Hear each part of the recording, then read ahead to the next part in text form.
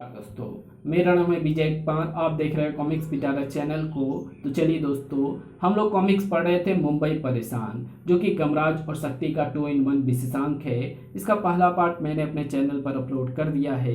पहले पार्ट में मैंने इस कॉमिक्स को 20 पेज तक कवर कर लिया था। अब इस पार्ट में इसके आगे कहानी को शुरू करते हैं। करंट के झटके से गमराज उछलकर नीचे गिरा। ये तो वाकई बड़ा जोरदार झटका मारती है, पर यह करंट इस सैंडल की चोट से अधिक जोरदार नहीं होगा। गमराज ने सैंडल उठाकर उस गुंडी की खोपड़ी पर दे मारी। ये है तो औरतों का ही हथियार, पर आज इसका प्रयोग मैं भी करके देखता हूँ। आह! लेकिन गमराज को नहीं पता था कि सैंडल की चोट एवं गुंडी की चीख से मुसीबत के कदम उसकी तरफ बढ़ चुके हैं। दूसरा सैंडल गमराज ने पटखनी की नाक पर दे मारा। आह! गमराज बचाओ! उसी पल सरसराता हुआ आकर वो बेलन गमराज की खोपड़ी से टकराया। तड़ाक! आउच! गुंडियों के पास अजीबोगरीब शस्त्रों की कमी ना थी। आऊ! गमराज के पास अब दूसरा कोई चारा नहीं बचा था। यमुंडा, जल्दी आ! गमराज बचाओ! आ गया स्वामी, हुक्म करो। बेवकूफ, जल्दी कर, जीजाजी को बचा। गमराज के आदेश की देर थी कि यमुंडा ने क्रोध में भरकर दुश्मनों की ओर देखा। मगर स्वामी, ये तो स्त्रियां हैं। मैं स्त्रियों पर हाथ नहीं उठाता। ये स्त्रियां नहीं, चोटियां हैं, और तुझे इन पर हाथ नहीं उठाने, पांव उठाने हैं, क्योंकि हाथ हम इंसानों के होते हैं, तेरे पांव ही होते हैं। ये बात तो फिर अब देखो मेरा कमाल। उई, मर गई। ये बिगड़ा भैंसा कहाँ से आ गया? हमने तो इसे लाल कपड़ा भी नहीं दिखाया। तब तक गमराज अपने आप को नियंत्रित कर चुका था। पटखनी की बच्ची, अब मैं तुझे ऐसी पटकी दूंगा कि तू ये लूटमारी हमेशा के लिए छोड़ देगी। यही वो पल था जबकि शक्ति के कदम जमीन को छू चुके थे। उफ! दिल्ली से मुंबई के सफ़र के बीच वर्षा और बादलों में फंस गई थी। बादलों के टकराने से जबरदस्त बिजली कड़क रही थी। बिजली से बच बचाकर आते आते थोड़ी देर हो गई, पर अभी भी ज़्यादा देर नहीं हुई, क्योंकि स्त्रियों पर जुल्म करने वाला अभी भी यही मौजूद है। आह! गमराज ने सिर उठाकर देखा तो चौंक पड़ा। ये तो वही शक्ति है जो फिर आ गई इन गुंडियों को बचाने। शक्ति गर्जी, तुझे मेरी पहली लात खाकर भी अक्ल नहीं आई, तो फिर आ गया सताने शरीफ स्त्रियों को। आह! ये शरीफ औरतें नहीं हैं, गुंडियां हैं। इसकी बातों से लग रहा है कि ये वही शक्ति है जिसे हमारी साथी ने देखा था। पटखनी जोर से चिल्लाई, हे देवी, ये आदमी और ये लड़का हमारी सैंडलें और हमारी साड़ियाँ हमसे छीन रहे थे। हाँ, हमने उनका मुकाबला किया तो इस लड़के ने पालतू भैंसे से हमें पिटवाया, जो हमें पीट कर पता नहीं कहाँ चला गया।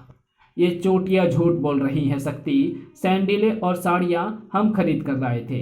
हाँ, मेरे बीबी के लिए। ये स्त्रियों की चीज़ें हैं और स्त्रियाँ अपनी वस्तुएं खुद ही खरीदती हैं। तुम्हारी बातों में जरा भी सच्चाई नहीं है।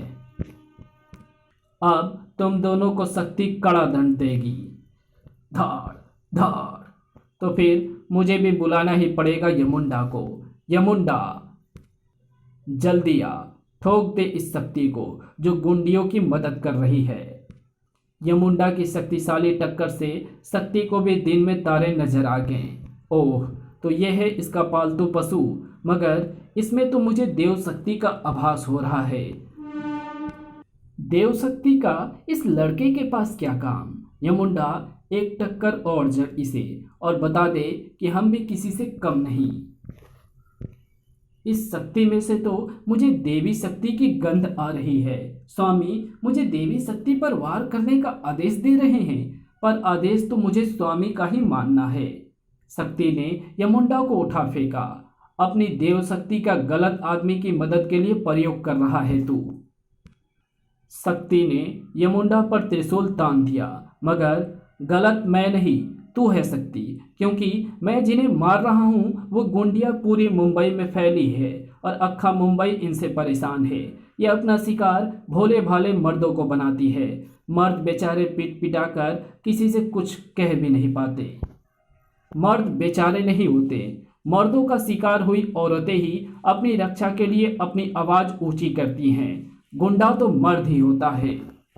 यमुंडा गायब हो जा। ऐसे गुंडे मर्दों को ही सबक सिखाने का बीड़ा शक्ति ने उठाया है। शक्ति स्त्रियों की आंखों से विवशता के आंसू नहीं गिरने देगी। अगर तुम मर्दों के खिलाफ है शक्ति, तो फिर सुन ले, मैं भी मर्दों की आंखों में स्त्रियों के कारण आंसू नहीं आने दूंगा।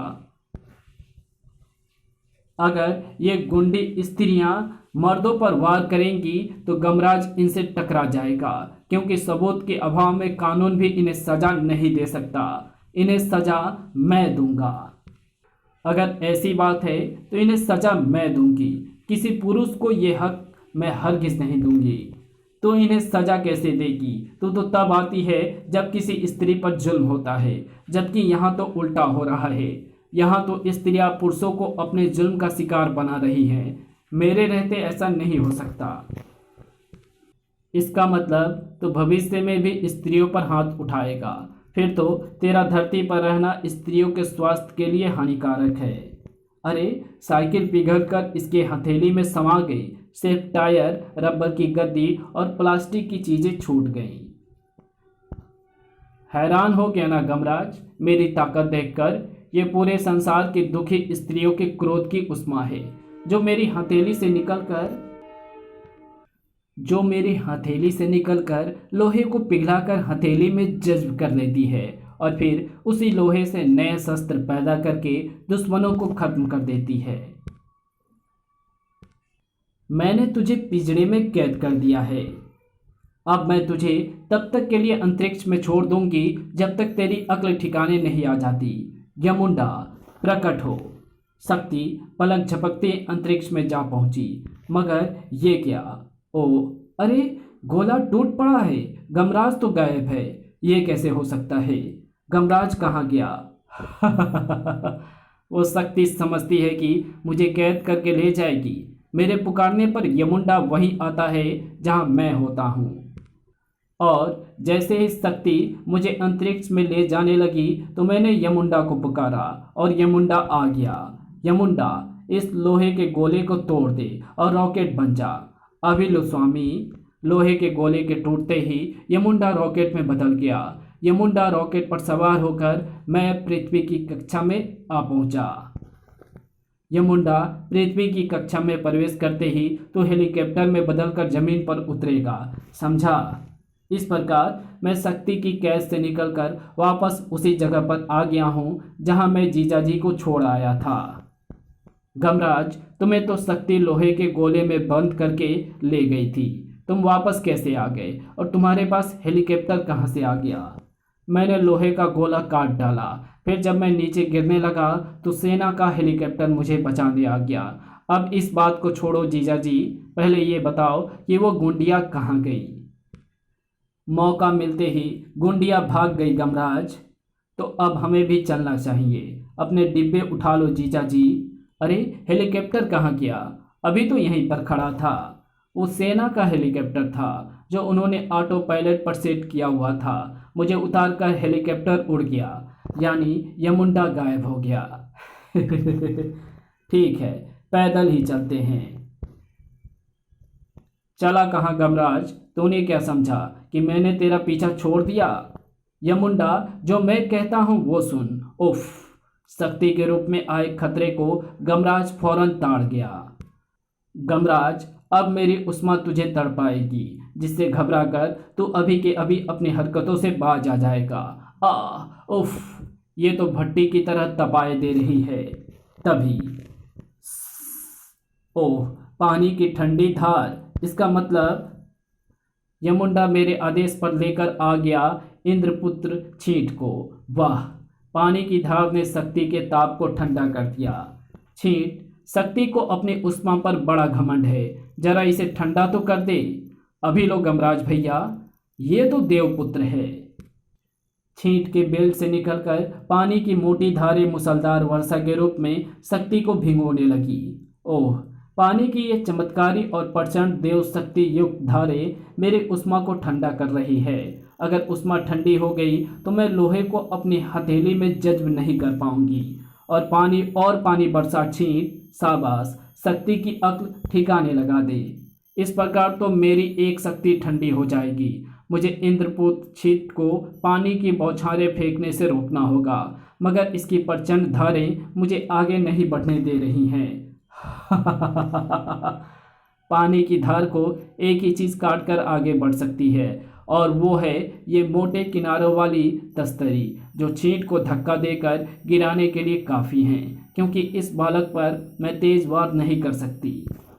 मगर शक्ति का वो वार तेज वार ही साबित हुआ। गमराज भैया, पिताश्री, छींट! छींट की चीखें एक नई समस्या पैदा करने वाली थी, क्योंकि चीखों ने डोला दिया था इंद्र का सिंहासन। ये तो मेरे पुत्र छींट का स्वर है, जो पृथ्वी के एक मानव और यमराज श्री के मुंह बोले पुत्र गमराज के पास छुट्टियां बिताने गया हुआ है।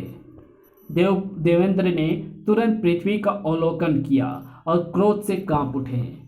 माँ काली द्वारा पैदा की गई शक्ति ने मेरे पुत्र पर प्रहार किया है, उसे दंड भुगतना होगा। इधर पृथ्वी पर उसी समय गमराज, अब तू नहीं बचेगा। सिर्फ एक सूरत में बच सकता है, अगर तू अपनी हट छोड़ दे तो। वो तो मैं नहीं छोड़ सकता। तो फिर चख मजा। अपने जीते जी मैं किसी पर जुल्म नहीं होने दूंगा, चाहे वो स्त्री हो या पुरुष। मगर इससे पहले कि शक्ति गद्दा का प्रहार गमराज पर कर देती, उसकी कलाई को पकड़ लिया उस सफेद सूंड ने। अरे, मेरी कलाई किसने थाम ली? सूंड ने शक्ति की कलाई को ऐसे झटका दिया कि शक्ति धम से नीचे आ पड़ी। ये तो एरावत है, देवेंद्र की सवारी सफेद हाथी। एरावत कहाँ से आ गया? शक्ति ने छींट पर प्रहार किया था, कहीं इसी से इंद्र क्रोधित तो नहीं हो गए? अवश्य ऐसा ही हुआ है। अरे, एरावत ने शक्ति को सूंड में दबोच लिया। एरावत ने शक्ति को आकाश में उछाल दिया। उफ, इस हाथी पर मेरा कोई बस नहीं चल रहा है। कर, अरे, मेरे हाथ में ये कैसा शस्त्र प्रकट हो रहा है? ये तो वज्र है, इंद्र का वज्र। इस वज्र का प्रहार शक्ति पर करता हूं। कर। वज्र शक्ति का पीछा कर रहा है। इंद्र के वज्र के प्रहार से मुझे बचना होगा। छींट, उठो, तुम ठीक हो ना? हाँ गमराज भैया, पर वो शक्ति को दंड देने के लिए तुम्हारे पिताश्री ने एरावत भेजा है, वो देखो। अरे, कहाँ गया? चला गया? पिताश्री ने एरावत को भेजा था? वाह! हाँ, और अपना वज्र भी।